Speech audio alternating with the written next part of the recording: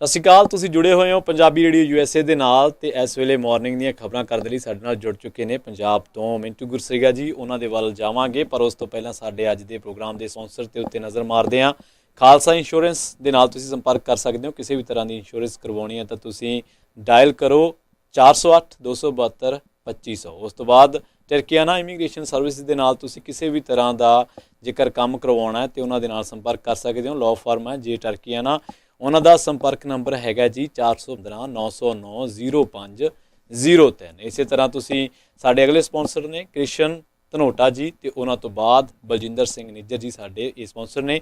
ਮਿੰਟੂ ਜੀ, ਸਭ ਤੋਂ ਪਹਿਲਾਂ ਸਤਿ ਸ਼੍ਰੀ ਅਕਾਲ, ਸਵਾਗਤ ਹੈ ਤੁਹਾਡਾ ਪ੍ਰੋਗਰਾਮ ਦੇ ਵਿੱਚ। ਸ਼ੁਕਰੀਆ ਜੀ, ਸਾਰਿਆਂ ਨੂੰ ਸਤਿ ਸ਼੍ਰੀ ਅਕਾਲ ਜੀ। ਮਿੰਟੂ ਜੀ, ਅੱਜ ਦੀਆਂ ਵੱਡੀਆਂ ਤੇ ਅਹਿਮ ਖਬਰਾਂ ਕੀ ਰਹੀਆਂ ਜੀ? ਜੀ ਅੱਜ ਦੀ ਜੇ ਵੱਡੀ ਸਿਆਸੀ ਖਬਰ ਦੀ ਗੱਲ ਕਰੀਏ ਤਾਂ ਪੰਜਾਬ ਦੀਆਂ ਸਿਆਸੀ ਸਫਾਂ ਦੇ ਵਿੱਚੋਂ ਸਭ ਤੋਂ ਪ੍ਰਮੁੱਖ ਸੁਰਖੀ ਉੱਭਰ ਕੇ ਆਈ ਹੈ ਕਿ ਸਾਬਕਾ ਵਿਧਾਇਕ ਨਵਤੇਜ ਸਿੰਘ ਚੀਮਾ ਦੀ ਰਿਹਾਇਸ਼ 'ਤੇ ਅੱਜ ਤਕਰੀਬਨ 24 ਸਾਬਕਾ ਵਿਧਾਇਕ ਜਾਂ ਮੌਜੂਦਾ ਵਿਧਾਇਕ ਜਿਹੜੇ ਕਾਂਗਰਸ ਦੇ ਜਾਂ ਕੁਝ ਹੋਰ ਲੀਡਰ ਜਿਹੜੇ ਆ ਉਹ ਨਵਜੋਤ ਸਿੰਘ ਸਿੱਧੂ ਅਤੇ ਸੁਖਪਾਲ ਖਹਿਰਾ ਦੇ ਸਮੇਤ ਉੱਥੇ ਇਕੱਠੇ ਹੁੰਦੇ ਨੇ। ਅਤੇ ਉਸ ਤੋਂ ਬਾਅਦ ਫਿਰ ਕੁਛ ਟਵੀਟ ਵੀ ਕੀਤੇ ਜਾਂਦੇ ਆ, ਜਿਵੇਂ ਨਵਜੋਤ ਸਿੰਘ ਸਿੱਧੂ ਨੇ ਕਿਹਾ ਕਿ ਪੰਜਾਬ ਦੀ ਲੜਾਈ ਜਿਹੜੀ ਹੈ ਉਹ ਸ਼ਿੱਦਤ ਨਾਲ ਜਾਂ ਕਹਿ ਲਓ ਨੇਕ ਨੀਤੀ ਦੇ ਨਾਲ, ਇਮਾਨਦਾਰੀ ਨਾਲ ਜਾਰੀ ਰਹੇਗੀ। ਤਾਂ ਇਹ ਆਪਣੇ ਆਪ ਦੇ ਵਿੱਚ ਬੜੀ ਹੈਰਾਨਗੀ ਵਾਲੀ ਗੱਲ ਸੀ ਕਿ ਇੱਕ ਪਾਸੇ ਮੰਥਨ ਹੋ ਰਿਹਾ ਸੀ, ਦਿੱਲੀ ਦੇ ਵਿੱਚ ਮੀਟਿੰਗ ਚੱਲ ਰਹੀ ਸੀ, ਪ੍ਰਧਾਨ ਕਿਹਨੂੰ ਬਣਾਇਆ ਜਾਵੇ, LOP ਕਿਹਨੂੰ ਲਾਇਆ ਜਾਵੇ, ਤਾਂ ਦੂਸਰੇ ਪਾਸੇ ਨਵਜੋਤ ਸਿੰਘ ਸਿੱਧੂ ਜਾਂ ਨਵਤੇਜ ਸਿੰਘ ਚੀਮਾ ਜਾਂ ਸੇਖੜੀ ਸਾਹਿਬ, KP ਸਾਹਿਬ, ਯਾਨੀ ਜਿਹੜੀ ਨਾਰਾਜ਼ ਪਲਟੂਨ ਆ ਸਾਰੀ ਕਾਂਗਰਸ ਦੀ, ਉਹ ਇੱਕ ਪਾਸੇ ਇਕੱਤਰਤਾ ਕਰਕੇ ਕਹਿ ਰਹੀ ਹੈ ਕਿ ਨਵੇਂ ਸਿਰੇ ਤੋਂ ਨਵੀਂ ਲੜਾਈ ਲੜਨ ਦੀ ਜ਼ਰੂਰਤ ਹੈ। ਕਿ ਨਵਜੋਤ ਸਿੰਘ ਸਿੱਧੂ ਮੰਨਦੇ ਆ ਕਿ ਉਹਨਾਂ ਦੀ ਹੀ ਅਗਵਾਈ ਜਿਹੜੀ ਹੈ ਉਹ ਅੱਗੇ ਲਿਜਾ ਸਕਦੀ ਹੈ, ਜਾਂ ਉਹ ਸੰਕੇਤ ਕੁਛ ਹੋਰ ਦੇ ਰਹੇ ਆ ਕਿ ਜੇ ਅਸੀਂ ਨਹੀਂ ਤਾਂ ਫਿਰ ਕੋਈ ਵੀ ਨਹੀਂ। ਸੋ ਇਹ ਆਪਣੇ ਆਪ ਦੇ ਵਿੱਚ ਕਾਂਗਰਸ ਲਈ ਇੱਕ ਨਵਾਂ ਸੰਕੇਤਕ ਝਟਕਾ ਹੈ, ਔਰ ਇਹ ਕਿੰਨਾ ਕੁ ਭਾਰੀ ਪਵੇਗਾ ਪਤਾ ਨਹੀਂ, ਕਿੰਨਾ ਕੁ ਇਹ ਬੁਲਬੁਲਾ ਲੰਬਾ ਚੱਲੇਗਾ ਕੋਈ ਪਤਾ ਨਹੀਂ ਹੈ। ਕਾਂਗਰਸ ਦੇ ਵਿੱਚ ਕੁਛ ਵੀ ਠੋਸ ਰੂਪ 'ਚ ਪਤਾ ਨਹੀਂ ਹੈ, ਕਲੇਸ਼ ਕਦੋਂ ਪੈ ਜਾਣਾ ਤੇ ਏਕਾ ਕਦੋਂ ਹੋ ਜਾਣਾ ਕੁਛ ਵੀ ਪਤਾ ਨਹੀਂ ਹੈ। ਤਾਂ ਬਹਿਰਹਾਲ ਕਾਫੀ ਚਰਚਾ ਹੈ ਹੁਣ ਦਿੱਲੀ 'ਚੋਂ ਕੀ ਨਿਕਲ ਕੇ ਆਉਂਦਾ, ਕਿਹਦਾ ਨਾਂ ਨਿਕਲ ਕੇ ਆਉਂਦਾ LOP ਵਾਸਤੇ, ਕਿਹਨੂੰ ਪ੍ਰਧਾਨ ਬਣਾਉਂਦੇ ਆ। ਸੋ ਇਹ ਦੇਖਣਾ ਲਾਜ਼ਮ ਹੋਏਗਾ। ਦੂਸਰੇ ਪਾਸੇ ਜੇ ਆਪਾਂ ਦੇਖੀਏ ਤਾਂ ਅੱਜ CM ਸਾਹਿਬ ਜਿਹੜੇ ਆ ਉਹ ਪਹਿਲੀ ਵਾਰੀ ਜਨਤਕ ਪ੍ਰੋਗਰਾਮ 'ਚ ਪਹੁੰਚੇ। ਉਹਨਾਂ ਨੇ ਮਾਨਸਾ ਦੇ ਵਿੱਚ ਗੁਲਾਬੀ ਸੁੰਡੀ ਨਾਲ ਪ੍ਰਭਾਵਿਤ ਖੇਤਾਂ ਦੇ ਕਾਸ਼ਤਕਾਰਾਂ ਨੂੰ ਮੁਆਵਜ਼ੇ ਦੇ ਚੈੱਕ ਵੰਡੇ ਨੇ। ਇਸ ਮੌਕੇ 'ਤੇ ਕੁਛ ਉਹਨਾਂ ਨੇ ਭਾਵੁਕ ਗੱਲਾਂ ਕੀਤੀਆਂ। ਉਹਨਾਂ ਨੇ ਆਖਿਆ ਕਿ ਜਿਨ੍ਹਾਂ ਨੇ ਗੁਲਾਬੀ ਸੁੰਡੀ ਦੇ ਨਾਲ ਨਾਲ ਚਿੱਟੀ ਸੁੰਡੀ ਦਾ ਵੀ ਜ਼ਿਕਰ ਕੀਤਾ, ਮਤਲਬ ਕਿ ਜਿਨ੍ਹਾਂ ਨੇ ਇਸ ਖਰਾਬੇ 'ਤੇ ਵੀ ਕੰਮ ਖਰਾਬ ਕੀਤਾ ਹੈ, ਯਾਨੀ ਪੈਸਾ ਧੇਲਾ ਖਾਧਾ ਆ, ਅਸੀਂ ਉਹਨਾਂ ਨੂੰ ਵੀ ਨਹੀਂ ਛੱਡਾਂਗੇ। ਅਤੇ ਨਾਲ ਕਿਹਾ ਕਿ ਖੇਤੀ ਨੂੰ ਲਾਹੇਵੰਦ ਧੰਦਾ ਬਣਾਉਣ 'ਚ ਕੋਈ ਕਸਰ ਬਕਾਇਆ ਨਹੀਂ ਛੱਡਣੀ। ਅਤੇ ਨਾਲ ਉਹਨਾਂ ਨੇ ਇਹ ਵੀ ਕਿਹਾ ਕਿ ਇਹ ਪ੍ਰੋਗਰਾਮ ਕੋਈ ਸ਼ਕਤੀ ਪ੍ਰਦਰਸ਼ਨ ਕਰਨ ਦਾ ਕੋਈ ਸਬੱਬ ਨਹੀਂ ਹੈ, ਦੁਖਦਾਇਕ ਪ੍ਰੋਗਰਾਮ ਹੁੰਦੇ ਨੇ ਇਹੋ ਜਿਹੇ। ਖੈਰ ਤੁਹਾਨੂੰ ਯਾਦ ਹੋਏਗਾ ਜਦੋਂ ਅਮਰਿੰਦਰ ਸਿੰਘ ਨੇ ਸ਼ੁਰੂਆਤ ਕੀਤੀ ਸੀ ਤਾਂ ਗੁਰਦਾਸ ਮਾਨ ਨੂੰ ਨਚਾਇਆ ਸੀਗਾ ਸਟੇਜ ਤੋਂ ਕਿ ਅਸੀਂ ਕਰਜ਼ਾ ਮਾਫੀ ਦੀ ਮੁਹਿੰਮ ਆਰੰਭ ਕਰਨ ਜਾ ਰਹੇ ਹਾਂ। ਜ਼ਿਲ੍ਹਾ ਇਹੋ ਹੀ ਸੀਗਾ ਮਾਨਸਾ, ਪਰ ਮਾਨ ਸਾਹਿਬ ਇਹ ਆਪਣੀ ਗੱਲ ਰੱਖ ਗਏ ਨੇ। ਪਰੰਤੂ ਦੂਸਰੇ ਪਾਸੇ ਜੇ ਤੁਸੀਂ ਦੇਖੋਗੇ ਤਾਂ ਚੰਨੀ ਸਰਕਾਰ ਦੇ ਅੰਤਲੇ ਦਿਨਾਂ 'ਚ ਕਿਸਾਨ ਆਗੂਆਂ ਨੇ ਮੁਲਾਕਾਤ ਕਰਨ ਤੋਂ ਬਾਅਦ ਇਹ ਖੁਲਾਸਾ ਕੀਤਾ ਸੀਗਾ ਕਿ ਇਹ ਜਿਹੜੀ ਰਕਮ ਵੰਡੀ ਜਾ ਰਹੀ ਹੈ ਤਕਰੀਬਨ 1 ਅਰਬ ਦੇ ਕਰੀਬ ਰੁਪਈਆ ਜਿਹੜਾ ਸ਼ਾਇਦ ਉਹ ਉਹਨਾਂ ਨੇ ਕਿਹਾ ਸੀਗਾ ਕਿ ਜਾਰੀ ਹੋ ਗਿਆ, ਪਰ ਹੋਇਆ ਕੀ ਸੀਗਾ ਕਿ ਐਨ ਮੌਕੇ 'ਤੇ ਚੋਣ ਜ਼ਾਬਤਾ ਲੱਗ ਗਿਆ ਸੀਗਾ। ਸੋ ਉਹਦੀ ਵੰਡ ਜਿਹੜੀ ਹੈ ਸ਼ਾਇਦ ਹੁਣ ਕੀਤੀ ਜਾ ਰਹੀ ਆ। ਅੱਛੀ ਗੱਲ ਆ ਕਿ ਇਹੋ ਜਿਹੇ ਲਟਕਦੇ ਜਿਹੜੇ ਹੈਗੇ ਨੇ ਮਾਮਲੇ ਉਹਨਾਂ ਦਾ ਹੱਲ ਹੋ ਜਾਣਾ ਚਾਹੀਦਾ। ਜੇ ਤੀਜੀ ਗੱਲ ਵੇਖੀਏ ਤਾਂ ਪਿਛਲੇ ਦਿਨੀ ਜੇਲ੍ਹ ਮੰਤਰੀ ਜਿਹੜੇ ਹੈਗੇ ਆ ਮਿਸਟਰ ਬੈਂਸ, ਹਰਜੋਤ ਸਿੰਘ ਬੈਂਸ, ਉਹ ਅਚਾਨਕ ਪਟਿਆਲਾ ਜੇਲ੍ਹ ਦੇ ਵਿੱਚ ਪਹੁੰਚ ਗਏ ਸਨ ਜਿੱਥੇ ਮਜੀਠੀਆ ਨਜ਼ਰਬੰਦ ਹੈ। ਤਾਂ ਹੁਣ ਹੋਇਆ ਕੀ ਹੈ ਕਿ ਅਚਾਨਕ ਉਹਨਾਂ ਦੀ ਇਸ ਕਾਰਵਾਈ ਤੋਂ ਬਾਅਦ ਜਿਹੜਾ ਉੱਥੇ ਜੇਲ੍ਹ ਸੁਪਰੀਡੈਂਟ ਸੀਗਾ ਜਥੇਦਾਰ ਨੰਦਗੜ੍ਹ ਦਾ ਸਪੁੱਤਰ ਸ਼ਿਵਰਾਜ ਸਿੰਘ ਨੰਦਗੜ੍ਹ, ਉਹਦਾ ਤਬਾਦਲਾ ਹੋ ਗਿਆ ਵਾ ਅਤੇ ਉਹਨਾਂ ਦੀ ਜਗ੍ਹਾ 'ਤੇ ਉੱਥੇ ਭੇਜ ਦਿੱਤਾ ਗਿਆ ਸੁੱਚਾ ਸਿੰਘ ਨੂੰ ਸੁਪਰਡੈਂਟ ਦੇ ਤੌਰ 'ਤੇ। ਹੁਣ ਇਹ ਇਤਫਾਕਨ ਹੋਇਆ ਜਾਂ ਰੂਟੀਨ ਦੀ ਕਾਰਵਾਈ ਹੈ ਜਾਂ ਫਿਰ ਕੁਝ ਹੋਰ ਸੀ, ਕਿਉਂਕਿ ਉਸ ਤੋਂ ਬਾਅਦ ਤੁਸੀਂ ਦੇਖਿਆ ਹੋਣਾ ਹੈ ਕਿ ਜੇਲ੍ਹ ਮੰਤਰੀ ਮਿਸਟਰ ਬੈਂਸ ਦਾ ਬਿਆਨ ਆਇਆ ਸੀਗਾ ਕਿ ਕੋਈ ਵੀ ਹੋਵੇ ਨਾ ਤੇ ਅਸੀਂ ਕਿਸੇ ਨਾਲ ਵਿਤਕਰਾ ਕਰਨਾ ਤੇ ਨਾ ਅਸੀਂ ਕੋਈ ਸਪੈਸ਼ਲ ਟ੍ਰੀਟਮੈਂਟ ਦੇਣਾ। ਸੋ ਇਹ ਤਬਾਦਲਾ ਵੀ ਅੱਜ ਅੱਛਾ ਖਾਸਾ ਚਰਚਿਤ ਰਿਹਾ। ਜੀ ਜੀ। ਸੋ ਹੁਣ ਮਿੰਟੂ ਜੀ ਵੱਧਦੇ ਹਾਂ ਆਪਣੇ ਸਵਾਲ ਦੇ ਵੱਲ। ਹਰਭਜਨ ਸਿੰਘ ਦੀ ਖਾਸੀ ਚਰਚਾ ਹੈ ਪਿਛਲੇ ਕਈ ਦਿਨਾਂ ਤੋਂ ਵੀ ਹਰਭਜਨ ਸਿੰਘ ਜੀ ਰਾਜ ਸਭਾ ਦੇ ਵਿੱਚ ਪਹੁੰਚ ਚੁੱਕੇ ਆ ਤੇ ਪਰ ਆਪਣਾ ਸਰਟੀਫਿਕੇਟ ਲੈਣ ਕੋਈ ਹੋਰ ਹੀ ਘਲਤਾ। ਮਸਲਾ ਕੀ ਹੈ? ਸਵਾਲ ਉੱਠ ਖੜਿਆ ਮਿੰਟੂ ਜੀ।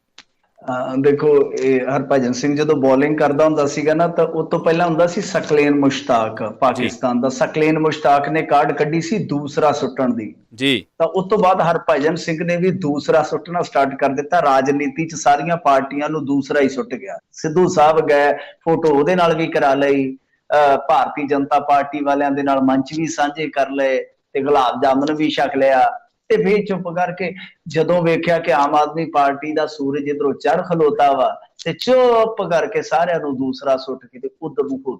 ਹਾਂਜੀ, ਇਹਨੂੰ ਕਹਿੰਦੇ ਆ ਕਾਬਲੀਅਤ, ਇਹਨੂੰ ਕਹਿੰਦੇ ਆ ਕਾਬਲੀਅਤ। ਸੋ ਜਿਹੜੀਆਂ ਉਹ ਮਤਲਬ ਕਿ ਤਕਨੀਕਾਂ ਨੇ ਨਾ ਕ੍ਰਿਕਟ ਵਾਲੀਆਂ, ਉਹ ਸਿਆਸਤ ਦੇ ਵਿੱਚ ਬਖੂਬ ਇਸਤੇਮਾਲ ਕੀਤੀਆਂ ਜਾਂਦੀਆਂ। ਬਹੁਤ ਸਾਰੇ ਕ੍ਰਿਕਟਰ ਜਿਹੜੇ ਆ ਉਹ ਰਾਜਨੀਤੀ ਚ ਆਏ ਔਰ ਛਾਏ ਵੀ ਆ, ਹਾਲਾਂਕਿ ਕੁਝ ਫੇਲ ਹੋ ਕੇ ਅਸਫਲ ਹੋ ਕੇ ਵੀ ਚਲੇ ਗਏ। ਸੋ ਗੱਲ ਇਹ ਆ ਕਿ ਹਰਭਜਨ ਸਿੰਘ ਦੀ ਆਪਣੀ ਕ੍ਰਿਕਟ ਅਕੈਡਮੀ ਹੈ ਉਰੇ ਜਲੰਧਰ, ਇਹਦਾ ਪੱਕਾ ਟਿਕਾਣਾ ਹੈ, ਇੱਥੇ ਹੀ ਕਾਰੋਬਾਰ ਆ, ਇੱਥੇ ਹੀ DSP ਦੀ ਜੌਬ ਕਰਦਾ ਆ। ਇਸ ਕਰਕੇ ਇਹਨੂੰ ਲੱਗਿਆ ਕਿ ਹੁਣ ਕੇਂਦਰ ਦੇ ਨਾਲ ਜ਼ਿਆਦਾ ਦੇਰ ਚੱਲ ਕੇ ਆਪਾਂ ਜਿਹੜਾ ਨਜ਼ਾਰਾ ਲੈਣਾ ਸੀ ਲੈ ਲਿਆ, ਹੁਣ ਵਾਰੀ ਆ ਪੰਜਾਬ ਦੇ। ਸੋ ਇਸ ਕਰਕੇ ਹਰਭਜਨ ਸਿੰਘ ਨੇ ਇਹ ਵੇਖਿਆ ਕਿ ਮੈਨੂੰ ਫਾਇਦਾ ਕਿੱਥੇ ਹੈ। ਕੇਜਰੀਵਾਲ ਨੂੰ ਜ਼ਰੂਰਤ ਸੀ ਇੱਕ ਸਿੱਖ ਚਿਹਰੇ ਦੀ ਔਰ ਇੱਕ ਐਸੇ ਚਿਹਰੇ ਦੀ ਜੋ ਕੌਮੀ ਪੱਧਰ ਤੇ ਪੂਰਾ ਫੇਮਸ ਹੋ। ਸੋ ਕਹਿ ਸਕਦੇ ਹਾਂ ਕਿ ਤੂੜੀ ਗਿੱਲੀ ਤੇ ਬਲਦ ਜਿਹੜਾ ਆ ਉਹ ਭੁੱਖਾ ਸੀ। ਸੋ ਦੋਨਾਂ ਦਾ ਮੇਲ ਹੋ ਗਿਆ, ਜੋੜ ਹੋ ਗਿਆ। ਹੁਣ ਇੱਥੇ ਜਿਹੜੀ ਗੱਲ ਹੋਈ ਆ ਸਭ ਤੋਂ ਪਹਿਲਾਂ ਹਰਭਜਨ ਸਿੰਘ ਨੂੰ ਲੈ ਕੇ ਉਹ ਇਹੀਓ ਹੋਈ ਆ। ਇਹ ਨਹੀਂ ਕਿਸੇ ਨੇ ਕਿਹਾ ਕਿ ਉਹ ਬਈ ਗਲਤ ਬੰਦਾ ਆ, ਉਹ ਪੰਜਾਬੀ ਨਹੀਂ ਹੈ, ਫਲਾਂ ਨਹੀਂ ਟਮਕਾ ਨਹੀਂ। ਲੋਕਾਂ ਦਾ ਕਹਿਣਾ ਇਹ ਸੀਗਾ ਕਿ ਜਿਹੜੇ ਪੰਜਾਬ ਚੋਂ 3 ਮੈਂਬਰ ਘੱਲੇ ਜਾ ਰਹੇ ਨੇ ਰਾਜ ਸਭਾ ਦੇ ਵਿੱਚ, ਕੀ ਉਹ ਸਹੀ ਢੰਗ ਦੇ ਨਾਲ ਆਪਣੀ ਭੂਮਿਕਾ ਨਾਲ ਨਿਆਂ ਕਰ ਸਕਣਗੇ। ਸਵਾਲ ਇਹ ਸੀਗਾ।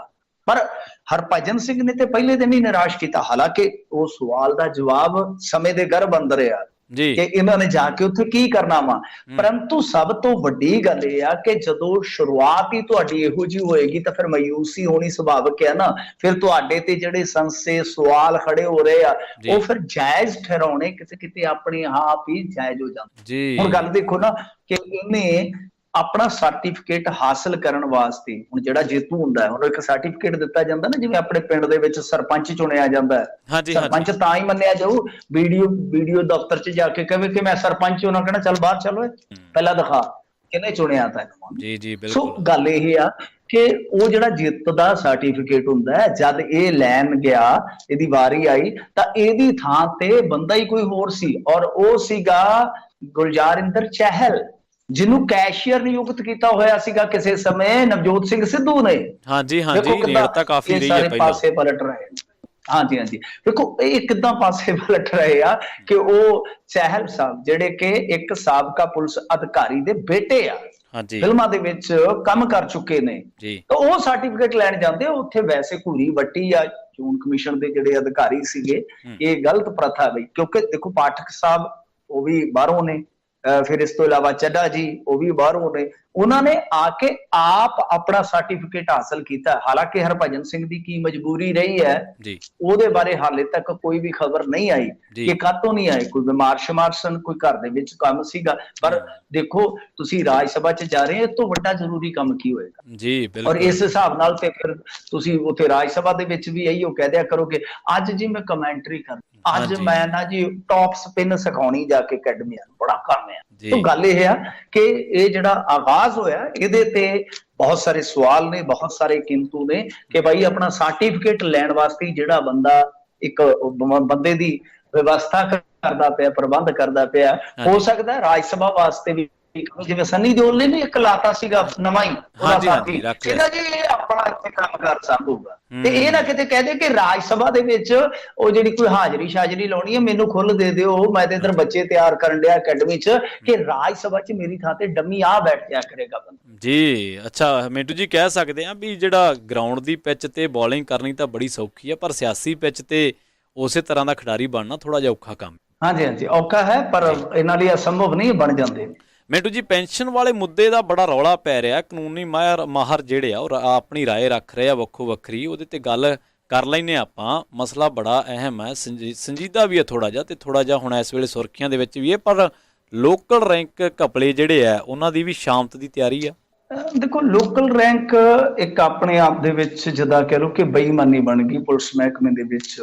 ਅਸਲ 'ਚ ਕੀ ਹੁੰਦਾ ਕਿ ਇੱਕ ਲੋਕਲ ਰੈਂਕ ਜਿਹੜਾ ਹੈ ਨਾ ਉਹ ਦਿੱਤਾ ਜਾਂਦਾ, ਜਿਵੇਂ ਮਸਲਨ ਸਿਪਾਹੀ ਨੂੰ ਦੇ ਦਿੱਤਾ ਗਿਆ ਲੋਕਲ ਰੈਂਕ, ਤਾਂ ਉਹ ਹੌਲਦਾਰ ਬਣ ਗਿਆ। ਉਹਨੂੰ ਆਰਜ਼ੀ ਤਰੱਕੀ ਕਹਿ ਸਕਦੇ ਆ। ਲੋਕਲ ਰੈਂਕ ਨੂੰ ਆਰਜ਼ੀ ਤਰੱਕੀ ਕਵਾਂਗੇ ਆਪਣੀ ਪੇਂਡੂ ਭਾਸ਼ਾ ਦੇ ਵਿੱਚ, ਤੇ ਉਹ ਜਿਹੜੀ ਮਹਿਕਮੇ ਦੀ ਭਾਸ਼ਾ ਹੁੰਦੀ ਹੈ ਉਹਦੇ 'ਚ ਆ ਗਿਆ ਲੋਕਲ ਰੈਂਕ। ਤੇ ਉਹ ਚੱਕਰ ਕੀ ਹੁੰਦਾ ਕਿ ਵੈਸੇ ਤਾਂ ਡੀਜੀਪੀ ਦੇ ਕੋਲ ਅਧਿਕਾਰ ਹੁੰਦੇ ਆ, ਪਰ ਤੁਹਾਨੂੰ ਪਤਾ ਹੀ ਕਿ ਇੱਥੇ ਅਧਿਕਾਰ ਜਿਹੜੇ ਆ ਉਹ ਅੱਜ ਕੱਲ ਛਾਪਾ ਮਾਰ ਹੋ ਕੇ ਲੈ ਗਏ ਆ। ਮਤਲਬ ਛਾਪਾ ਮਾਰ ਕੌਣ ਆ? ਉਹ ਹੈਗੇ ਨੇ ਸਿਆਸਤਦਾਨ। ਸਿਆਸਤਦਾਨ ਆਪਣੇ ਕੋਲ ਰੱਖੀ ਬੈਠੇ ਆ। ਸੋ ਉਹਦੇ ਚ ਕੀ ਹੁੰਦਾ ਵਾ ਕਿ 6 ਮਹੀਨਿਆਂ ਬਾਅਦ ਫਿਰ ਤੁਸੀਂ ਵਾਪਸ ਉਸੇ ਥਾਂ ਤੇ ਆ ਜਾਣਾ ਹੁੰਦਾ। ਆਂਦੇ ਹੁੰਦੇ ਆ ਨਾ, ਪੰਜਾਬ ਦੇ ਵਿੱਚ ਬੜੀ ਇੱਕ ਪ੍ਰਸਿੱਧ ਕਹਾਵਤ ਆ, ਜਿੱਥੋਂ ਦੀ ਖੋਤੀ ਉੱਥੇ ਹੀ ਭੌਂਕੇ ਆ ਖਲੋਤੀ। ਵੀ ਮਤਲਬ ਕਿ ਜਿੱਥੋਂ ਸ਼ੁਰੂਆਤ ਹੋਈ ਦੁਬਾਰਾ ਫਿਰ ਉੱਥੇ ਹੀ ਪਹੁੰਚ ਕੇ। ਤੇ ਉਦਾਂ ਹੀ ਇਹੀ ਹੁੰਦਾ ਕਿ 6 ਮਹੀਨੇ ਵਾਸਤੇ ਜਿਹੜਾ ਆਰਜ਼ੀ ਰੈਂਕ ਮਿਲਦਾ ਹੈ, ਉਸ ਤੋਂ ਬਾਅਦ ਤੁਸੀਂ ਦੁਬਾਰਾ ਫਿਰ ਉੱਥੇ ਆ ਜਾਣਾ ਹੈ। ਜੇ ਸਿਪਾਹੀ ਹੋ ਤਾਂ ਸਿਪਾਹੀ, ਜੇ ਹੌਲਦਾਰ ਹੋ ਤਾਂ ਹੌਲਦਾਰ।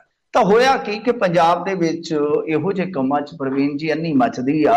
ਬਹੁਤ ਸਾਰੇ ਜੁਗਾੜੀ ਜਿਹੜੇ ਕਰਮਚਾਰੀ ਸੀਗੇ, ਉਹਨਾਂ ਨੇ ਸਿਫਾਰਸ਼ਾਂ ਲਵਾ ਕੇ ਲੀਡਰਾਂ ਤੋਂ, ਹੁਣ ਸਿਫਾਰਸ਼ਾਂ ਕੀ ਲੀਡਰਾਂ ਤੋਂ, ਕਈ ਤੇ ਲੀਡਰਾਂ ਦੇ ਮੁੰਡੇ ਹੀ ਨੇ, ਕਈ ਅਫਸਰਾਂ ਦੇ ਮੁੰਡੇ ਨੇ ਵਿੱਚ ਮਹਿਕਮੇ ਦੇ। ਵਾਹ ਜੀ ਵਾਹ, ਮਲਾਈਦਾਰ ਉਹਦੇ ਆਪਦਿਆਂ ਦੇ ਕੋਲੇ। ਹਾਂਜੀ ਬਿਲਕੁਲ। ਦੇਖੋ, ਮੰਗਲ ਸਿੰਘ ਜਿਹੜੇ ਖੇਤੀਬਾੜੀ ਡਾਇਰੈਕਟਰ ਹੁੰਦੇ ਸਨ, ਖੇਤੀਬਾੜੀ ਡਾਇਰੈਕਟਰ ਹੁੰਦੇ ਸਨ, ਜਦੋਂ ਇਹਨਾਂ ਨੂੰ ਫੜਿਆ ਗਿਆ ਸੀਗਾ ਤਾਂ ਉਦੋਂ ਇਹਨਾਂ ਦੇ ਘਰ ਦੇ ਵਿੱਚੋਂ ਕੁਛ ਮਤਲਬ ਕਿ ਆਰਮ ਲਾਇਸੈਂਸ ਤੇ ਕੁਛ ਅਸਲਾ ਹੋਰ ਡਾਲਰ ਵੀ ਮਿਲੇ ਸੀਗੇ, ਦਾਰੂ ਸ਼ਾਰੂ ਤੇ ਕੁਛ ਪੈਸੇ ਮਿਲੇ ਸਨ, ਡਾਲਰ ਸੀ ਮੇਰੇ ਖਿਆਲ ਦੇ ਨਾਲ। ਉਹ ਸਾਰਾ ਕੁਛ ਮਾਲਖਾਨੇ ਚੋਂ ਚੋਰੀ ਹੋ ਗਿਆ ਸੀਗਾ।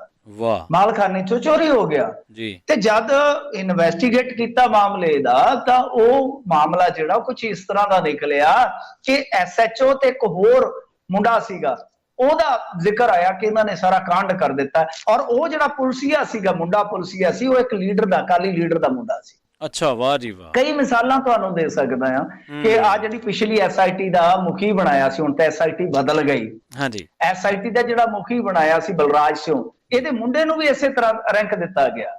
ਔਰ ਇਹੀ ਕਿਤੇ ਨਾ ਕਿਤੇ ਕੌਨਫਲਿਕਟ ਆਫ ਇੰਟਰਸਟ ਦਾ ਇੱਕ ਵਿਵਾਦਤ ਮੁੱਦਾ ਬਣ ਗਿਆ ਕਿ ਕਿਵੇਂ ਇੱਕ ਐਸਆਈਟੀ ਦੇ ਅਫਸਰ ਦੇ ਮੁੰਡੇ ਨੂੰ ਐਨ ਮੌਕੇ ਤੇ ਤਰੱਕੀ ਦਿੱਤੀ ਜਾਂਦੀ ਹੈ। ਸੋ ਇਹ ਰੌਲਾ ਪੈ ਗਿਆ। ਇਸ ਤਰ੍ਹਾਂ ਬਹੁਤ ਸਾਰੇ ਬੰਦੇ ਨੇ ਜਿਹੜੇ ਤੁਹਾਨੂੰ ਮਿਲ ਜਾਣਗੇ।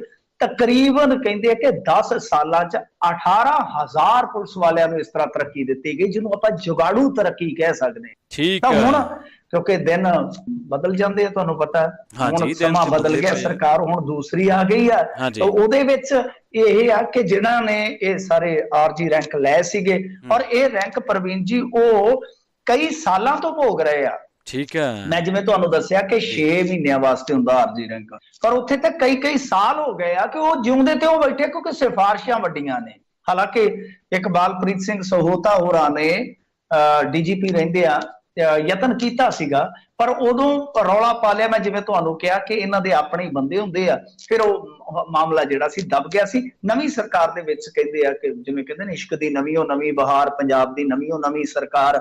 ਤਾਂ ਹੁਣ ਐਤਕੀ ਫਿਰ ਇਸ ਮਾਮਲੇ ਦੇ ਵਿੱਚ ਕਹਿੰਦੇ ਆ ਕਿ ਕਾਰਵਾਈ ਹੋਣ ਦੇ ਪੂਰੇ ਇਮਕਾਨ ਆ ਜੀ। ਅੱਛਾ ਮਿੰਟੂ ਜੀ, ਜਿਸ ਦਿਨ ਦੀ ਮਾਨ ਸਾਹਿਬ ਦੀ ਸਰਕਾਰ ਬਣੀ ਆ, ਅਫਸਰਸ਼ਾਹੀ ਦੇ ਬੜੇ ਚਰਚੇ ਆ। ਦੱਸਦੇ ਆ ਵੀ ਜਿਹੜੇ ਡੀਸੀ ਸਾਹਿਬ ਆ ਉਹਨਾਂ ਦੇ ਪੱਤਰ ਕੱਢਿਆ ਤੇ ਬਾਅਦ ਦੇ ਵਿੱਚ ਪੱਤਰ ਵਾਪਸ ਲੈਣਾ ਪਿਆ। ਅਫਸਰਸ਼ਾਹੀ ਲਗਾਤਾਰ ਸੁਰਖੀਆਂ ਦੇ ਵਿੱਚ ਹੈ ਮਿੰਟੂ ਜੀ। ਤੇ ਆ ਜਿਹੜਾ ਆਨਲਾਈਨ ਹੈਲਪਲਾਈਨ ਦੇ ਵਿੱਚ ਸ਼ਿਕਾਇਤਾਂ ਦਾ ਢੇਰ ਲੱਗਿਆ, ਲੱਗਦਾ ਵੀ ਕੋਈ ਨਿਪਟਾਰਾ ਹੋਊਗਾ? ਦੇਖੋ, ਗੱਲ ਇਹ ਆ ਕਿ ਅਫਸਰਸ਼ਾਹੀ ਦੇ ਵਿੱਚ ਥੋੜੀ ਹਿਲਜੁਲ ਆ, ਥੋੜੀ ਹਲਚਲ ਆ, ਔਰ ਇਹ ਰਹਿਣੀ ਵੀ ਚਾਹੀਦੀ ਹੈ। ਜੇ ਸਰਕਾਰ ਦਾ ਡਰ ਹੀ ਹੈ ਨਹੀਂ ਕਿਸੇ ਅਫਸਰਸ਼ਾਹੀ ਨੂੰ, ਤਾਂ ਫਿਰ ਉੱਥੇ ਤੁਸੀਂ ਦੇਖੋਗੇ ਜੰਗਲ ਰਾਜ ਜਿਹਨੂੰ ਕਹਿੰਦੇ ਆ ਕਿ ਉਹ ਬਣਨਾ ਸਟਾਰਟ ਹੋ ਜਾਏਗਾ। ਸੋ ਇਸ ਕਰਕੇ ਇੱਕ ਅੰਗਰੇਜ਼ੀ ਦਾ ਸ਼ਬਦ ਹੁੰਦਾ ਡੈਟਰੈਂਸ, ਉਹ ਰਹਿਣਾ ਬਹੁਤ ਜ਼ਰੂਰੀ, ਡਰ ਰਹਿਣਾ ਜ਼ਰੂਰੀ ਹੈ ਜੀ। ਇੱਕ ਦੂਜੇ ਤੋਂ ਖਤਰਾ ਰਹਿਣਾ ਚਾਹੀਦਾ। ਖੈਰ ਗੱਲ ਇਹ ਆ ਕਿ ਇਸ ਮਾਮਲੇ ਦੇ ਵਿੱਚ ਜੇ ਤੁਸੀਂ ਦੇਖੋਗੇ ਤਾਂ ਹੈਲਪਲਾਈਨ ਜਦੋਂ ਖੋਲੀ ਆ, ਸਭ ਤੋਂ ਵੱਡੀ ਗੱਲ ਇਹ ਆ ਕਿ ਸਭ ਤੋਂ ਵੱਡੇ ਇਮਾਨਦਾਰ ਸਮਝੇ ਜਾਂਦੇ ਅਫਸਰ ਦੇ ਖਿਲਾਫ ਹੀ ਪਹਿਲੀ ਸ਼ਿਕਾਇਤ ਕ੍ਰਿਸ਼ਨ ਕੁਮਾਰ ਦੇ ਜਿਹੜੇ IAS ਆ, ਹਾਂਜੀ ਹਾਂਜੀ ਤੋ ਇਹ ਬੜੀ ਵੱਡੀ ਗੱਲ ਸੀਗੀ। ਇਸ ਤੋਂ ਇਲਾਵਾ ਜਿਹੜੀਆਂ 3 ਟੌਪ ਦੀਆਂ ਪਹਿਲੀਆਂ ਸ਼ਿਕਾਇਤਾਂ ਸੀਗੀਆਂ, ਹਾਂਜੀ ਉਹ ਬੜਾ ਕਹਿ ਲਈਏ ਕਿ ਧਿਆਨ ਮੰਗਦੀਆਂ ਨੇ। ਇੱਕ ਨਾਇਬ ਤਹਿਸੀਲਦਾਰ ਦੀ ਗਈ, ਉਹ ਸ਼ਿਕਾਇਤ ਤਲਵੰਡੀ ਸਾਬੋ ਤੋਂ ਸੀਗੀ। ਤਾਂ ਤਲਵੰਡੀ ਸਾਬੋ ਤੋਂ ਗਈ ਸ਼ਿਕਾਇਤ ਦੇ ਵਿੱਚ ਕਹਿੰਦੇ ਕਿ ਜੋ ਗਊਸ਼ਾਲਾ ਵਾਸਤੇ ਜ਼ਮੀਨ ਦਾਨ ਕੀਤੀ ਗਈ ਜਨਾਬ ਨੇ, ਉਹਦੇ ਚੋਂ ਵੀ ਰਿਸ਼ਵਤ। ਹਿਸਾਬ ਲਾ ਲਓ। ਵਾਹ ਜੀ ਵਾਹ। ਮਤਲਬ ਕਿ ਇਹਨੂੰ ਹੁਣ ਕੀ ਕਵਾਂਗੇ ਆਪਾਂ। ਤੇ ਕਹਿੰਦੇ ਕਿ ਗਊ ਤੇ ਗਰੀਬ ਦੀ ਰੱਖਿਆ ਕਰਨੀ ਚਾਹੀਦੀ ਆ। ਇੱਥੇ ਨਾ ਗਰੀਬ ਬਖਸ਼ਿਆ ਜਾ ਰਿਹਾ, ਨਾ ਗਊ ਬਖਸ਼ੀ, ਸਾਰਾ ਕੁਛ ਹੀ ਹੈ ਜਿਹੜਾ ਘਾਲ ਲਿਆ। ਖੈਰ, ਤਾਂ ਇਸ ਤੋਂ ਇਲਾਵਾ ਤੀਸਰੀ ਜਿਹੜੀ ਸੀਗੀ ਸ਼ਿਕਾਇਤ, ਉਹ ਵੀ ਦੱਸ ਦਿੰਦਾ ਮੈਂ। ਉਹ ਸੀਗੀ ਖੇਡ ਜਗਤ ਨਾਲ ਜੁੜੀ, ਕਿ ਪ੍ਰਗਟ ਸਿੰਘ ਵਾਲੇ ਮਾਮਲੇ ਦੇ ਵਿੱਚ ਜਿਵੇਂ ਤੁਸੀਂ ਦੇਖਿਆ ਹੋਊਗਾ, ਹਾਂਜੀ ਉਹ ਹਾਂਜੀ ਜਿਵੇਂ ਹਾਕੀ ਦੇ ਰਹੇ ਚੀਫ ਰਹੇ। ਫਿਰ ਇਸ ਤੋਂ ਹੂੰ ਇਲਾਵਾ ਸਪੋਰਟਸ ਡਿਪਾਰਟਮੈਂਟ ਦੇ ਵਿੱਚ ਕੁਝ ਚੀਜ਼ਾਂ ਐਸੀਆਂ ਵਾਪਰੀਆਂ, ਜਿਵੇਂ ਇੱਕ ਵਿਸਲ ਬਲੋਰ ਨੇ ਇਕਬਾਲ ਸਿੰਘ ਸੰਧੂ, ਉਹਨਾਂ ਨੇ ਮਾਮਲਾ ਕੱਢਿਆ। ਸੋ ਇਹ 3 ਸ਼ਿਕਾਇਤਾਂ ਸੀ, ਤਿੰਨੇ ਬੜੀਆਂ ਦਿਲਚਸਪ ਸ਼ਿਕਾਇਤਾਂ ਸੀਗੀਆਂ। ਉਸ ਤੋਂ ਬਾਅਦ ਤੇ ਫਿਰ ਤਾਂਤਾ ਲੱਗ ਗਿਆ। ਸ਼ਿਕਾਇਤਾਂ ਦਾ ਇੱਕ ਸ਼ਬਦ ਇਸਤੇਮਾਲ ਕਰਦੇ ਹੁੰਦੇ ਨਾ, ਪਰ ਤਾਂਤਾ ਲੱਗ ਗਿਆ। ਹਾਂਜੀ ਹਾਂਜੀ ਉਹ ਵੈਸੇ ਤੇ ਹਿੰਦੀ ਦਾ ਸ਼ਬਦ ਹੈ, ਪਰ ਆਪਾਂ ਕਹਿ ਸਕਦੇ ਹਾਂ ਕਿ ਬੋਲ ਹੀ ਲੱਗ ਗਿਆ। ਜਿਵੇਂ ਕਣਕ ਦਾ ਬੋਲ ਹੁੰਦਾ ਨਾ ਵੱਡਾ, ਸ਼ਿਕਾਇਤਾਂ ਦਾ ਉਹੀ ਲੱਗ ਗਿਆ। ਜੀ ਹੁਣ ਜੇ ਤੁਸੀਂ ਦੇਖੋਗੇ ਤਾਂ ਤਕਰੀਬਨ ਦੱਸਿਆ ਜਾ ਰਿਹਾ ਕਿ 30,000 ਸ਼ਿਕਾਇਤ ਆ ਗਈ ਹੈ ਹੈਲਪਲਾਈਨ ਦੇ ਵਿੱਚ ਸ਼ੁਰੂ ਦੇ 3 ਦਿਨਾਂ ਦੇ ਅੰਦਰ। ਯਾਨੀ ਕਿ ਇੱਕ ਮਤਲਬ ਦਿਨ ਦੀ ਕਿ 10,000 ਮਿੰਟ ਜੀ ਹੈ। ਐਵਰੇਜ, ਹਾਂਜੀ ਐਵਰੇਜ 10,000 ਲਾ ਲਓ। ਹਾਂਜੀ ਤਾਂ ਇਹ ਵੈਸੇ ਹੁੰਦਾ ਹੈ। ਜਦੋਂ ਪ੍ਰਵੀਨ ਜੀ ਮਨੁੱਖੀ ਅਧਿਕਾਰ ਕਮਿਸ਼ਨ ਬਣਿਆ ਨਾ, ਜੀ ਤਾਂ ਹਿਸਾਬ ਲਾ ਲਓ ਕਿ ਉਸ ਤੋਂ ਬਾਅਦ ਜਿਹੜੀਆਂ ਸ਼ਿਕਾਇਤਾਂ ਆਈਆਂ ਹਜ਼ਾਰਾਂ 'ਚ ਚਲੇ ਜਾਂਦੀਆਂ ਨੇ ਐਵਰੀ ਈਅਰ। ਔਰ ਕਮਾਲ ਦੀ ਗੱਲ ਆ ਕਿ ਉਹ 50% ਤੋਂ ਉੱਤੇ ਪੰਜਾਬ ਪੁਲਿਸ ਦੇ ਖਿਲਾਫ ਹੁੰਦੀਆਂ। ਜੀ ਮਤਲਬ ਬਿਲਕੁਲ। ਜਿਹੜੀ ਪੁਲਿਸ ਨੇ ਸਿਵਿਲੀਅਨ ਦੇ ਅਧਿਕਾਰਾਂ ਦੀ ਰਾਖੀ ਕਰਨੀ, ਉਹਦੇ ਮਾਲ ਦੀ ਰਾਖੀ ਕਰਨੀ, ਉਹਦੇ ਖਿਲਾਫ ਹੀ ਸਭ ਤੋਂ ਜ਼ਿਆਦਾ ਸ਼ਿਕਾਇਤ। ਇਤਿਹਾਸ ਆ ਜਦੋਂ ਦਾ ਮਨੁੱਖੀ ਅਧਿਕਾਰ ਕਮਿਸ਼ਨ ਜਿਹੜਾ ਸਾਡਾ ਬਣਿਆ ਹੋਇਆ। ਤਾਂ ਖੈਰ, ਇਹ ਸ਼ਿਕਾਇਤਾਂ ਦਾ ਹੜ ਤੇ ਆਇਆ ਪਿਆ। ਹੁਣ ਇਹਦੇ ਤੇ ਕੀ ਕਾਰਵਾਈ ਕਰਦੇ ਆ ਜਾਂ ਕੀ ਨਹੀਂ ਕਰਦੇ ਤਾਂ ਪਤਾ ਨਹੀਂ ਹੈ। ਪਰ ਕੱਲ ਤਹਿਸੀਲ ਜਲੰਧਰ ਦੀ ਇੱਕ ਕਲਰਕ ਇਹਨਾਂ ਨੇ ਰਿਸ਼ਵਤ ਲੈਣ ਦੀ ਜਿਹੜੀ ਉਹ ਗ੍ਰਿਫਤਾਰ ਜ਼ਰੂਰ ਕੀਤੀ। ਇਹ ਮੇਨ ਜਾਂ ਕਹਿ ਲਓ ਕਿ ਹੁਣ ਤੱਕ ਦੀ ਮੋਟੀ ਕਾਰਵਾਈ। ਬਾਕੀ ਤੇ ਹਾਲੇ ਡਾਟਾ ਵਗੈਰਾ ਇਕੱਠਾ ਕਰ ਰਹੇ ਆ। ਪਰ ਮੇਰਾ ਇੱਕ ਦੋਸਤ ਦੱਸ ਰਿਹਾ ਸੀਗਾ, ਮੈਂ ਉਹਦਾ ਰਿਵੀਲ ਨਹੀਂ ਕਰੂੰਗਾ ਕਿਸ ਡਿਪਾਰਟਮੈਂਟ ਚੋਂ ਹੈ, ਜੀ ਉਹ ਬਿਲਕੁਲ। ਦੱਸਦਾ ਸੀਗਾ, ਕਹਿੰਦਾ ਕਿ ਉਹ ਜਿਸ ਤਰ੍ਹਾਂ ਦੀਆਂ ਸ਼ਿਕਾਇਤਾਂ ਆ ਰਹੀਆਂ ਨੇ, ਉਹਦੇ ਵਿੱਚ ਕੁਝ ਇਹ ਵੀ ਹੈ ਕਿ ਜਿੱਦਾਂ ਮੰਨ ਲਓ ਕੋਈ ਡਰੱਗ ਪੀੜਤ ਆ, ਉਹਦੀ ਮਾਂ ਵੀ ਸ਼ਿਕਾਇਤ ਕਰ ਰਹੀ ਹੈ। ਠੀਕ ਹੈ। ਆਡੀਓ ਵੀਡੀਓ ਘੱਟ ਜਾ ਰਹੀ ਹੈ। ਜਿਵੇਂ ਇਹਨਾਂ ਨੇ ਕਿਹਾ ਸੀਗਾ ਕਿ ਰਿਕਾਰਡਿੰਗ ਕਰੋ, ਰਿਕਾਰਡਿੰਗ ਦਾ ਤਾਂ ਤੁਹਾਨੂੰ ਪਤਾ ਹੀ ਹੈ। ਅਫਸਰ ਅਗਲਾ ਕਹਿੰਦਾ ਜੇ ਮੇਰੇ ਦਫ਼ਤਰ ਦੇ ਵਿੱਚ ਆਉਣਾ ਤੇ ਬਾਹਰ ਰੱਖਿਆ ਮੋਬਾਈਲ। ਹੋਏ ਹਾਂ ਬਿਲਕੁਲ, ਬਾਹਰ ਖੜਾ ਜਿਹੜਾ ਬੰਦਾ ਹੁੰਦਾ ਰੀਡਰ ਤੇ ਪਹਿਲਾਂ ਉਹ ਰਖਾ ਲੈਂਦਾ ਮਿੰਟ। ਔਰ ਜੇ ਤੁਸੀਂ ਲੁਕਮਾ ਕੈਮਰਾ ਲੈ ਕੇ ਜਾਣਾ ਤਾਂ ਘੱਟੋ ਘੱਟ 5,000 ਰੁਪਏ ਤਾਂ ਤੁਹਾਨੂੰ ਪਹਿਲਾਂ ਉਹਦੇ ਤੇ ਖਰਚੇ ਕਰਨਾ ਪਊਗਾ। ਹਾਂਜੀ ਘੱਟੋ ਘੱਟ 2 ਤੋਂ 5,000 ਰੁਪਏ ਲੱਗੇਗਾ। ਤਾਂ ਅਗਲਾ ਕਹਿੰਦਾ ਇੰਨੀ ਤਾਂ ਰਿਸ਼ਵਤ ਦਾ ਰੇਟ ਹੀ ਹੈ ਨਹੀਂ। ਅੱਜ ਕੱਲ ਰੇਟ ਬੜੇ ਡਾਊਨ ਚੱਲ ਰਹੇ ਨੇ ਨਾ, ਪੂਰੀ ਦੁਨੀਆ 'ਚ ਮੰਦੀ ਹੈ, ਰਿਸ਼ਵਤ ਦੇ ਰੇਟ ਡਾਊਨ ਚੱਲ ਰਹੇ ਨੇ ਅੱਜ ਕੱਲ। ਸੋ ਇਸ ਕਰਕੇ ਇਹ ਅਲੱਗ ਸਮੱਸਿਆ ਹੈ। ਤਾਂ ਉਹ ਜਿਹੜੀਆਂ ਸ਼ਿਕਾਇਤਾਂ ਆ ਰਹੀਆਂ ਨੇ, ਉਹ ਸ਼ਿਕਾਇਤਾਂ ਕੁਝ ਇਸ ਕਿਸਮ ਦੀਆਂ ਵੀ ਆ। ਮਤਲਬ ਕਿ ਇਧਰ ਅਰਨੀ ਵਾਲੇ ਚੋਂ, ਹੁਣ ਚਲੋ ਮੈਂ ਨਾਂ ਨਹੀਂ ਲੈ ਸਕਦਾ ਪਿੰਡ ਦਾ, ਕਿਉਂਕਿ ਫਿਰ ਸਾਰਾ ਮਾਮਲਾ ਗੜਬੜ ਹੋ ਜਾਂਦਾ ਹੈ, ਕਿਉਂਕਿ ਸੀਕ੍ਰੇਸੀ ਆ। ਤਾਂ ਉੱਥੋਂ ਵੀ ਸ਼ਿਕਾਇਤ ਗਈ, ਉਹ ਡਰੱਗ ਨਾਲ ਜੁੜੀ ਸ਼ਿਕਾਇਤ ਹੈ ਜੀ। ਠੀਕ ਡਰੱਗ ਨਾਲ ਜੁੜੀ, ਮਤਲਬ ਕਿ ਇੱਥੇ ਕਰਪਸ਼ਨ ਦੇ ਮਾਮਲੇ 'ਚ ਦੂਜੀਆਂ ਉਹਨਾਂ ਨੂੰ ਐਂ ਲੱਗਦਾ ਹੈ ਨਾ। ਦੇਖੋ ਲੋਕ ਜਿਹੜੇ ਆ ਜ਼ਿਆਦਾ ਪੜ੍ਹੇ ਲਿਖੇ ਨਹੀਂ ਹੁੰਦੇ, ਆਪਾਂ ਨੂੰ ਪਤਾ ਹੈ ਪਿੰਡਾਂ ਦੇ ਵਿੱਚ। ਤਾਂ ਉਹਨਾਂ ਨੂੰ ਇਉਂ ਲੱਗਦਾ ਕਿ ਭਗਵੰਤ ਮਾਨ ਨੇ ਸਾਰੀਆਂ ਮਰਜ਼ਾਂ ਦੀ ਦਵਾਈ ਇੱਕੋ ਬਣਾ ਦਿੱਤੀ ਹੈ ਕਿ ਹੈਲਪਲਾਈਨ ਤੇ ਸ਼ਿਕਾਇਤ ਪਾ ਦਿਓ ਜੀ। ਬਿਲਕੁਲ। ਲੋਕ ਜਾ ਕੇ ਖੜਦੇ ਵੀ ਅਫਸਰ ਨੂੰ ਕਹਿੰਦੇ ਗੱਲ ਤਮੀਜ਼ ਨਾਲ ਕਰ, ਸਾਡੇ ਨਾਲ ਜੀ ਕਰ ਲਈਏ, ਤੁਸੀਂ ਹੁਣੇ ਦੱਸ ਦਿਆਂਗੇ ਭਗਵੰਤ ਮਾਨ ਨੂੰ। ਮਤਲਬ ਕਿ ਉਹਨਾਂ ਲਈ ਹੈਲਪਲਾਈਨ ਇੱਕ ਤਰ੍ਹਾਂ ਨਾਲ ਸਾਰੇ ਰੋਗਾਂ ਦਾ ਟੀਕਾ ਹੈ। ਤਾਂ ਇਸ ਕਰਕੇ ਸ਼ਿਕਾਇਤਾਂ ਦਾ ਵਾਰ ਲੱਗਣਾ ਸੁਭਾਵਿਕ ਆ, ਕਿਉਂਕਿ ਲੋਕਾਂ ਨੂੰ ਲੱਗਦਾ ਕਿ ਹਰੇਕ ਸ਼ਿਕਾਇਤ ਜਿਹੜੀ ਹੈ ਇੱਥੇ ਕੀਤੀ ਜਾ ਸਕਦੀ ਆ। ਔਰ ਹਰੇਕ ਸ਼ਿਕਾਇਤ ਤੇ ਹੁਣ ਕਿਸ ਤਰ੍ਹਾਂ ਦੇ ਐਕਸ਼ਨ ਹੁੰਦੇ ਵੇਖਣਾ ਬਾਕੀ ਜੀ। ਬਿਲਕੁਲ ਮਿੰਟੂ ਜੀ, ਸ਼ਿਕਾਇਤਾਂ ਦਾ ਢੇਰ ਤਾਂ ਲੱਗੇ ਪਿਆ, ਨਿਪਟਾਰੇ ਕਦੋਂ ਹੋਣਗੇ ਇਹ ਵੀ ਵੱਡਾ ਸਵਾਲ ਹੈ। ਸਵਾਲ ਭ੍ਰਿਸ਼ਟਾਚਾਰ ਦਾ ਨਹੀਂ ਹੈ ਸਰੋਤਿਓ, ਸਵਾਲ ਪੰਜਾਬ ਦੇ ਨਾਲ ਜੁੜੀਆਂ ਅਗਲੀ ਭਵਿੱਖੀ ਯੋਜਨਾਵਾਂ ਦਾ ਵੀ ਹੈ। ਬਿਜਲੀ ਸੰਕਟ ਦੀ ਗੱਲ ਜ਼ਰੂਰ ਕਰਾਂਗੇ, ਪਾਵਰਕਾਮ ਤੌਬਾ ਕਰ ਗਈ ਇਸ ਮਸਲੇ ਦੇ ਵਿੱਚ, ਸਮਾਰਟ ਮੀਟਰ ਦੀ ਵੀ ਗੱਲ ਕਰਾਂਗੇ, ਪਰ ਪੈਨਸ਼ਨ ਵਾਲੇ ਮੁੱਦੇ ਦੀ ਗੱਲ ਕਰਦੇ ਹਾਂ ਆਪਾਂ। ਮਿੰਟੂ ਜੀ, ਪੈਨਸ਼ਨ ਵਾਲੇ ਮੁੱਦੇ ਨੂੰ ਲੈ ਕੇ ਭਗਵੰਤ ਮਾਨ ਸਾਹਿਬ ਨੂੰ ਵਰਲਡ ਦੇ ਵਿੱਚੋਂ ਸਾਰੇ ਥਾਂ ਪੰਜਾਬੀਆਂ ਨੇ ਵਾਹ-ਵਾਹ ਦਿੱਤੀ ਆ, ਪਰ ਕਈ ਲੀਡਰਾਂ ਦੇ ਢਿੱਡ ਪੀੜ ਬੜੀ ਹੋਈ ਹੈ ਵੀ ਸਾਡਾ ਗੁਜ਼ਾਰਾ ਕਿਵੇਂ ਹੋਊਗਾ। ਖੈਰ, ਉਹ ਤੁਸੀਂ ਸਾਡੇ ਸਰੋਤਿਆਂ ਨਾਲ ਸਾਂਝੀ ਕੀਤੀ ਸੀ, ਪਰ ਕਾਨੂੰਨੀ ਮਾਹਰ ਜਿਹੜੀ ਰਾਏ ਰੱਖਦੇ ਆ ਮਿੰਟੂ ਜੀ, ਉਹ ਕੀ ਇਹਦੇ ਨਾਲ ਡਿਫਰੈਂਟ ਰਾਏ ਰੱਖਦੇ ਆ ਜਾਂ ਇਹਦੇ ਨਾਲ ਸਹਿਮਤ ਨੇ? ਕੀ ਰਾਏ ਆ ਉਹਨਾਂ ਦੀ? ਦੇਖੋ, HC ਅਰੋੜਾ ਨੂੰ ਮੈਂ ਸੁਣ ਰਿਹਾ ਸੀਗਾ, ਉਹਨਾਂ ਦਾ ਜਿਹੜਾ ਤਰਕ ਹੈ ਇਸ ਬਾਬਤ, ਕਿਉਂਕਿ ਦੇਖੋ ਇੱਕ ਤੇ ਹੈ ਨਾ ਕਿ ਜੋ ਆਪਾਂ ਇੱਕ ਧਾਰਨਾ ਬਣਾਉਂਦੇ ਆ ਕਿ ਆਹ ਕੰਮ ਠੀਕ ਹੋ ਗਿਆ, ਹਾਂਜੀ, ਜਾਂ ਆਪਾਂ ਕਹਿੰਦੇ ਆ ਕਿ ਇਹ ਕੰਮ ਗਲਤ ਕਰ ਦਿੱਤਾ ਗਿਆ। ਇੱਕ ਹੁੰਦਾ ਕਾਨੂੰਨੀ ਪੱਖ, ਸੰਵਿਧਾਨਕ ਪੱਖ, ਕਿ ਤੁਸੀਂ ਕੀ ਕਰ ਸਕਦੇ, ਤੁਹਾਡੇ ਦਾਇਰੇ 'ਚ ਕੀ ਆ, ਕਿਸ ਤਰ੍ਹਾਂ ਤੁਸੀਂ ਵਸੂਲੀ ਵਗੈਰਾ ਕਰ ਸਕਦੇ। ਤਾਂ ਕਹਿਣ ਦਾ ਮਤਲਬ ਕਿ HC ਅਰੋੜਾ ਜਿਹੜੇ ਕਿ ਸਮਾਜ ਸੇਵੀ ਵੀ ਹੈ, ਵਕੀਲ ਵੀ ਹੈ, ਉਹਨਾਂ ਦੀ ਜਿਹੜੀ ਦਲੀਲ ਸੀਗੀ ਇਸ ਬਾਬਤ, ਕਿਉਂਕਿ ਹੁਣ ਕਾਨੂੰਨੀ ਪੱਖ ਤੋਂ ਛਾਨਣਾ ਲੱਗੇਗਾ ਨਾ, ਇਹਨਾਂ ਨੇ ਇੱਕ ਫੈਸਲਾ ਲੈ ਲਿਆ ਜੀ ਔਰ ਇਹ ਫੈਸਲਾ ਇਸ ਤਰ੍ਹਾਂ ਦਾ ਫੈਸਲਾ ਹੈ ਕਿ ਠੀਕ ਹੈ ਸ਼ੁਰੂਆਤ ਆ, ਇਹਦੇ ਵਿੱਚ ਹਾਲੇ ਹੋਰ ਬਹੁਤ ਕੁਝ ਕਰਨ ਦੀ ਜ਼ਰੂਰਤ, ਕਿਉਂਕਿ ਜੇ ਤੁਸੀਂ ਦੇਖੋਗੇ ਤਾਂ ਜਿੱਦਾਂ ਮੈਂ ਇੱਕ ਮਿਸਾਲ ਦੇਣਾ ਹੁੰਦਾ ਕਿ ਟੈਲੀਫੋਨ ਪੱਤਾ 15,000 ਹੈ, ਠੀਕ ਹੈ, ਹਾਂ ਔਰ ਇਸ ਤੋਂ ਇਲਾਵਾ ਵੀ ਇੱਕ ਘੁੰਮੀ ਮੁਆਵਜ਼ਾ ਵੀ ਲੈ ਲੈਂਦੇ ਆ ਇਹ ਘੁੰਮੀ ਮੁਆਵਜ਼ਾ, ਉਹਨੂੰ ਅਸੀਂ ਪੰਜਾਬੀ ਚ ਨਾਂ ਰੱਖਿਆ ਹੋਇਆ ਹੈ।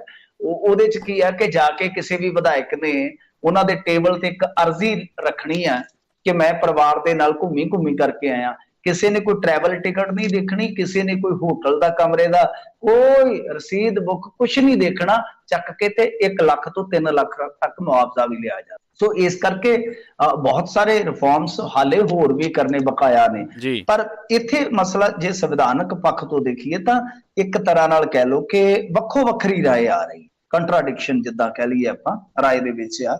ਤਾਂ ਉਹ HC ਅਰੋੜਾ ਕਹਿ ਰਹੇ ਸਨ ਕਿ ਕਿਉਂਕਿ ਜਦੋਂ ਵੀ ਕੋਈ ਵਿਅਕਤੀ ਰਿਟਾਇਰ ਹੁੰਦਾ ਤਾਂ ਉਸ ਨੂੰ ਉਸ ਸਮੇਂ ਦੇ ਨਿਯਮਾਂ ਮੁਤਾਬਕ ਹੀ ਪੈਨਸ਼ਨ ਮਿਲਦੀ। ਸਰਕਾਰ ਦਾ ਇਹ ਕਦਮ ਤੇ ਪ੍ਰਸ਼ੰਸਾਯੋਗ ਆ, ਪਰ ਇਸ ਦਾ ਲਾਭ ਆਉਣ ਵਾਲੇ ਸਮੇਂ ਵਿੱਚ ਜਿਹੜੇ ਵਿਧਾਇਕ ਆਪਣੀ ਟਰਮ ਪੂਰੀ ਕਰਨਗੇ ਉਦੋਂ ਹੋਏਗਾ। ਮਤਲਬ ਕਿ ਮੈਂ ਅੱਜ ਰਿਟਾਇਰ ਹੋ ਰਿਹਾ ਵਾਂ, ਵੈਸੇ ਚਲੋ ਮੈਂ ਬਣ ਤੇ ਨਹੀਂ ਸਕਦਾ, ਮੈਂ ਅਪੀਲ ਕਰ ਲੈਣਾ ਕਿ ਮੰਨ ਲਓ ਮੈਂ ਵਿਧਾਇਕ ਅੱਜ ਰਿਟਾਇਰ ਹੋ ਰਿਹਾ, ਐਕਸ ਹੋ ਰਿਹਾ ਵਾਂ, ਸਾਬਕਾ ਹੋ ਰਿਹਾ ਵਾਂ, ਤਾਂ ਮੈਨੂੰ ਉਸ ਨਿਯਮ ਦੇ ਮੁਤਾਬਕ ਪੈਨਸ਼ਨ ਮਿਲੇਗੀ। ਮਤਲਬ ਕਿ ਜਿਹੜੇ ਪਿਛਲੀ ਡੇਟ 'ਚ ਹੋ ਚੁੱਕੇ ਆ ਉਹ ਪੈਨਸ਼ਨ ਲੈਂਦੇ ਰਹਿਣਗੇ ਜੀ। ਜਦ ਕਿ ਅਫਸਰਸ਼ਾਹੀ ਦੇ ਵਿੱਚੋਂ ਇੱਕ ਅਫਸਰ ਜਿਹੜੇ ਆ ਉਹ ਇਹ ਗੱਲ ਕਹਿ ਰਹੇ ਆ, ਹਾਲਾਂਕਿ ਉਹਨਾਂ ਦਾ ਨਾਂ ਜਿਹੜਾ ਹੈ ਨਹੀਂ ਰਿਵੀਲ ਕਰਦੇ, ਉਹ ਕਹਿ ਰਹੇ ਆ ਉਹ ਇਸ ਚੀਜ਼ ਦੇ ਨਾਲ ਮੁਤਫਿਕ ਨਹੀਂ ਹੈ।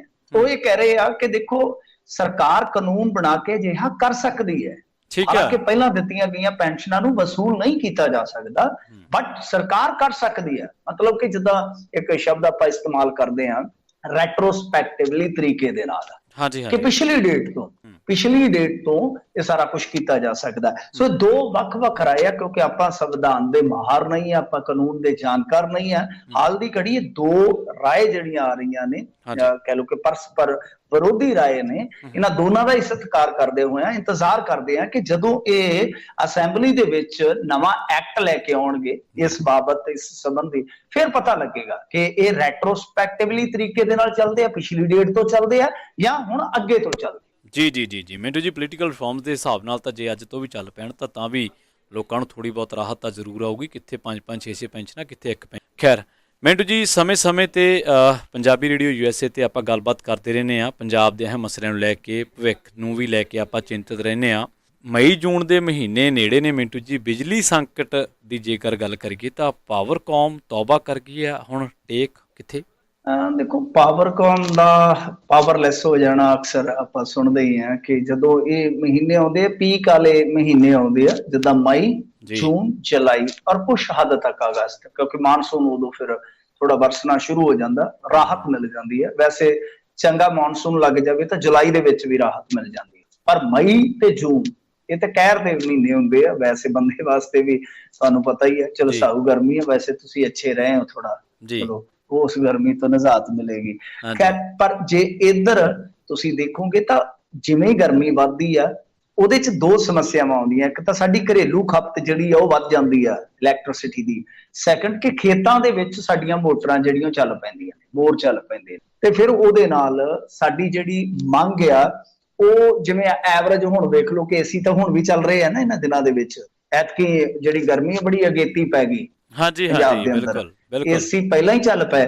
ਅੱਛਾ, ਪਰ ਬਾਵਜੂਦ ਇਸ ਤੇ ਸਾਡੀ ਉਹ ਡਿਮਾਂਡ ਜਿਹੜੀ ਉਹ 8,000 ਮੈਗਾਵਾਟ ਤੇ ਐਵਰੇਜ ਬਣੀ ਹੈ, ਪਰੰਤੂ ਜਿਵੇਂ ਉਹ ਮੋਟਰਾਂ ਚੱਲਣਗੀਆਂ ਆਪਣੀ ਇਹ ਜਿਹੜੀ ਡਿਮਾਂਡ ਆ ਉਹ ਦੁੱਗਣੀ ਹੋ ਜਾਏਗੀ, 16,000। ਸੋ ਇਸ ਕਰਕੇ ਹਾਂਜੀ 15,000 ਤੋਂ 16,000, ਪਿਛਲੀ ਵਾਰੀ 14,500 ਮੈਗਾਵਾਟ ਰਹੀ ਸੀ, ਕਿਉਂਕਿ ਮੈਂ ਇਸ ਨੂੰ ਅਕਸਰ ਮੋਨੀਟਰ ਕਰਦਾ ਰਹਿਣਾ ਕਿ ਬਿਜਲੀ ਵਾਲਾ ਇੱਕ ਸੰਕਟ ਆਉਣਾ ਹੀ ਆਉਣਾ ਸੀਗਾ। ਮੈਂ ਪਿਛਲੇ ਸਾਲ ਵੀ ਕਿਹਾ ਸੀਗਾ, ਇਸ ਸਾਲ ਵੀ ਕਹਿ ਦਿੰਦਾ ਇਹ ਆਉਣਾ ਹੀ ਆਉਣਾ, ਔਰ ਪੰਜਾਬ ਵਿੱਚ ਆਉਂਦਾ ਹੀ ਰਹੇਗਾ ਹਰੇਕ ਸਾਲ। ਹੁਣ ਇਹ ਸੰਕਟ ਵਧੇਗਾ ਹੀ ਵਧੇਗਾ। ਰੌਲਾ ਇਹ ਨਾ ਮਿੰਟੂ ਜੀ, ਆਪਣੀ ਟਰਾਂਸਮਿਸ਼ਨ ਸਮਰੱਥਾ ਵੀ, ਜਿਵੇਂ ਤੁਸੀਂ ਸਮੇਂ-ਸਮੇਂ ਤੇ ਪੰਜਾਬੀ ਰੇਡੀਓ USA ਤੇ ਜ਼ਿਕਰ ਕਰਦੇ ਰਹੇ ਹੋ ਵੀ ਬਿਜਲੀ ਖਰੀਦਣੀ ਇੱਕ ਡਿਫਰੈਂਟ ਚੀਜ਼ ਆ, ਪਰ ਟਰਾਂਸਮਿਸ਼ਨ ਸਮਰੱਥਾ ਵੀ ਤਾਂ ਤੁਹਾਨੂੰ ਵਧਾਉਣੀ ਪਏਗੀ ਨਾ ਆਪਣੀ।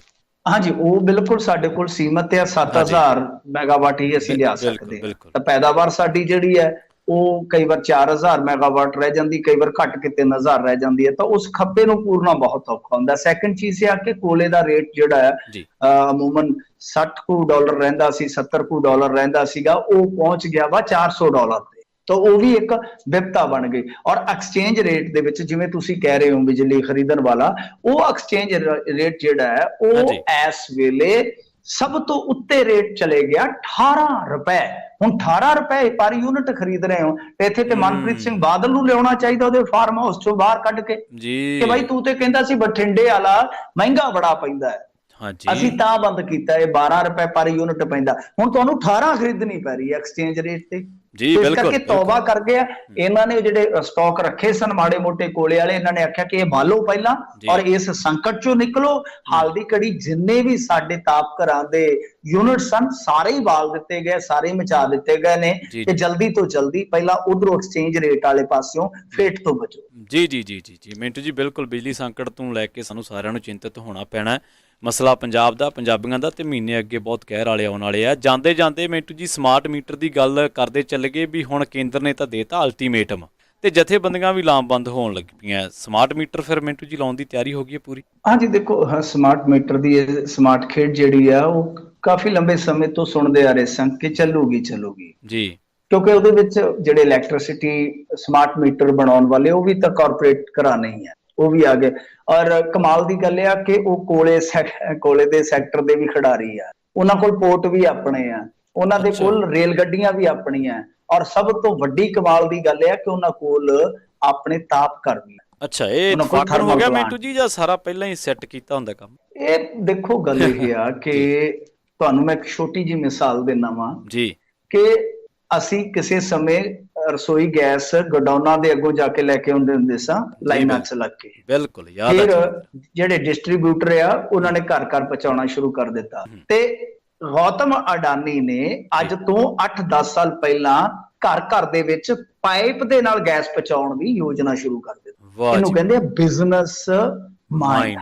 ਹਾਂਜੀ ਬਿਲਕੁਲ, ਇਹ ਹੁੰਦਾ ਕਿ 10-20 ਸਾਲ ਪਹਿਲਾਂ ਦਾ ਜਿਹੜਾ ਅਨਿਲ ਅੰਬਾਨੀ ਕਿਸੇ ਸਮੇਂ ਸਟਾਰ ਸੀਗਾ ਟੈਲੀਕਮਿਊਨੀਕੇਸ਼ਨ ਦਾ, ਉਹ ਫੇਲ ਹੋ ਗਿਆ, ਪਰ ਉਹਦੇ ਭਰਾ ਨੇ ਵੇਖਿਆ ਕਿ ਇੱਕ ਮੌਕਾ ਅੱਗੇ ਬਣੇਗਾ ਜੀ, ਉਹਨੇ ਸਾਰੇ ਦੇਸ਼ ਨੂੰ ਫ੍ਰੀ ਡਾਟਾ ਦੇ ਕੇ 1 ਸਾਲ, ਤੁਹਾਨੂੰ ਪਤਾ ਕਿ ਅੱਜ ਸਾਰਾ ਟੈਲੀਕਮਿਊਨੀਕੇਸ਼ਨ ਦਾ ਸੈਕਟਰ ਜਿਹੜਾ ਹਥਿਆ ਲਿਆ। ਇਹ ਹੁੰਦਾ business the point of view. ਸਾਨੂੰ ਪਤਾ ਵੀ ਨਹੀਂ ਲੱਗਾ ਸਾਡਾ BSNL ਕਦੋਂ ਪਿੱਟ ਗਿਆ, ਆਪਦੇ ਹੱਥੀਂ ਅਸੀਂ ਉਹਨੂੰ। ਮੈਂ ਕਹਿੰਦਾ ਜੀ ਉਹ 20 ਸਾਲ ਪਹਿਲਾਂ ਸੋਚ ਲੈਂਦੇ ਨੇ ਕਿ ਅੱਗੇ 20 ਸਾਲ ਜਾ ਕੇ ਸਾਡਾ ਕਿਹੜਾ ਕਾਰੋਬਾਰ ਜਿਹੜਾ ਉਹ ਬਹੁਤ ਲਾਹੇਵੰਦ ਹੋਏਗਾ। ਸੋ ਇਸ ਕਰਕੇ ਹੁਣ ਬਿਜਲੀ ਦੇ ਸੈਕਟਰ ਤੇ ਪੂਰਨ ਤੌਰ ਤੇ ਕਾਰਪੋਰੇਟ ਘਰਾਣੇ ਚਾਹੁੰਦੇ ਆ ਕਿ ਸਾਡਾ ਗਲਬਾ ਪੈ ਜਾਏ, ਔਰ ਜਿਹੜੀਆਂ ਸਰਕਾਰਾਂ ਨੇ ਉਹ ਵੀ ਚਾਹੁੰਦੀਆਂ ਕਿ ਅਸੀਂ ਦਫਾ ਕਰੀਏ ਇਸ ਕੰਮ ਨੂੰ, ਕਿਉਂਕਿ ਇਹਨਾਂ ਨੂੰ ਪੈਸਾ ਦੇਣਾ ਪੈਂਦਾ, ਕੋਲੇ ਦੀ ਸਪਲਾਈ ਦੇਣੀ ਪੈਂਦੀ ਹੈ। ਕੋਲ ਇੰਡੀਆ ਵੀ ਹੌਲੀ ਹੌਲੀ ਕਰ ਦੇਣਗੇ, ਨਿੱਜੀ ਕਰ ਦੇਣਗੇ ਉਹਨੂੰ ਬਿਲਕੁਲ।